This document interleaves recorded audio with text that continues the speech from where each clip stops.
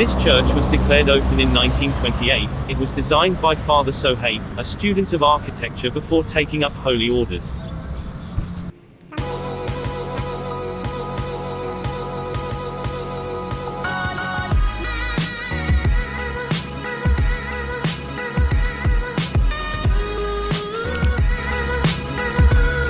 One glance at the facade and one can identify the three sections that are in proportion and symmetrical in design. The twin towers of the main facade located at left and right wings of the facade rise in three stages with cross-tip pinnacle.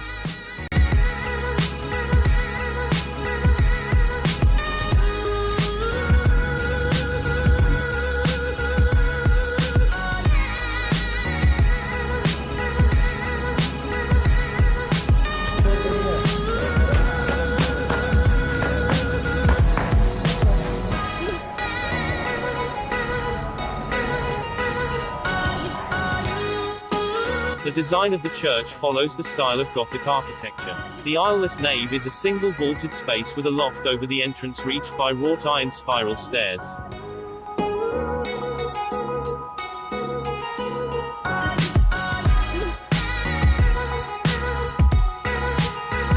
The altar is placed in front of the apsidal east end, lit by a pair of arched windows.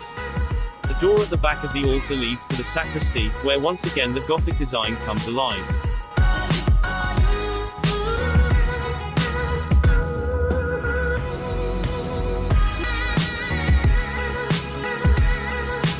The interior design of doors and windows displays its elegant tracery and it creates an ambience of worship.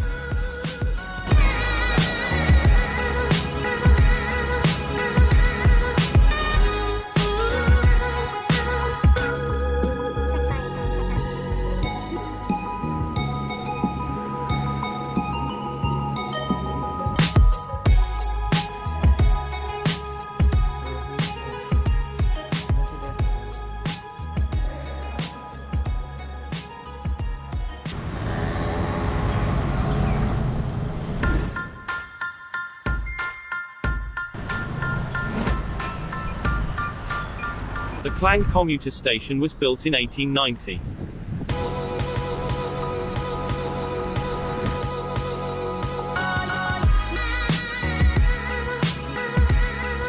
This small, single-story tiled roof building has been renovated many times, but its colonial-style architecture remains evident.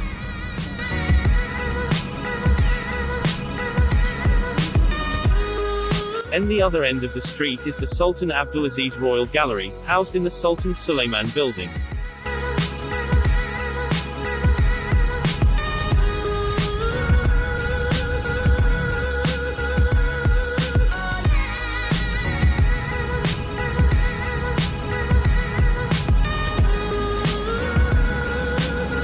Classic colonial building built in 1909.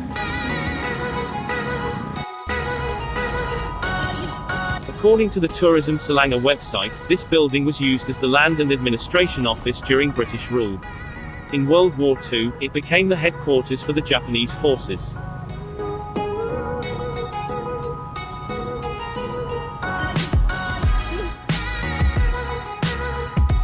After independence, several local agencies occupied the building before it was turned into the Royal Gallery. Sultan Sharifuddin Idris Shah officially opened it in 2007. The gallery highlights the rich history and heritage of the Selangor Sultanate, which originated in 1766.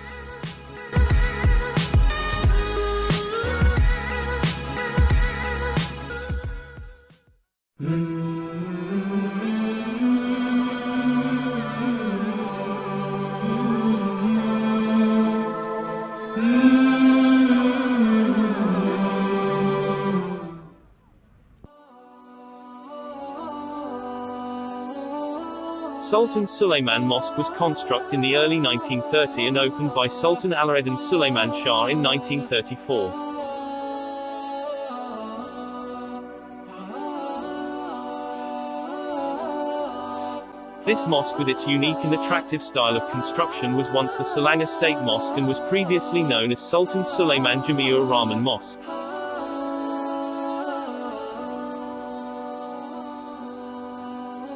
The mosque was constructed in the 1930s during the height of the popularity of Art Deco.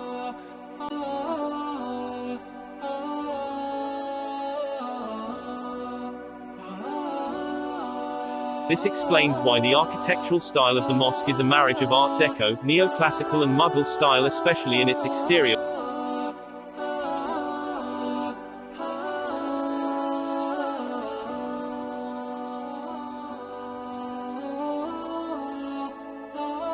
The massive domed structure of the mosque is surrounded by wrought iron railings forming a courtyard about 150 feet square. The surrounding railings are punctuated by 4 corner towers and 4 intermediate ones, each of which is surmounted by a small dome.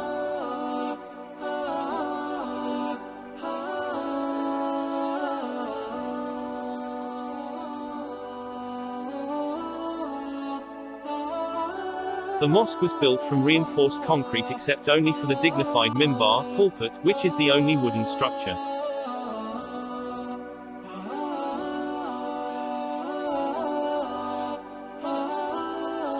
The interior of the mosque seems to uniquely resemble neo-Gothic style one normally finds in a church, complete with its beautiful stained glass.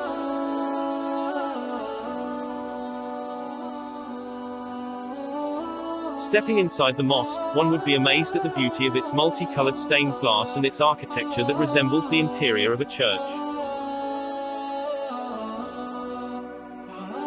The most sacred part of the mosque consists of a vaulted alcove, mihrab, with mimbar, or pulpit, on one side.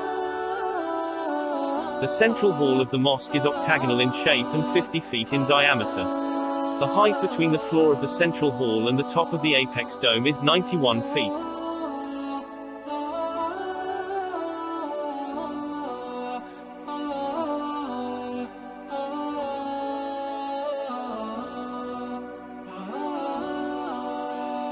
The Sultan of Selangor took great interest in the construction of this mosque as he made many visits to watch its progress.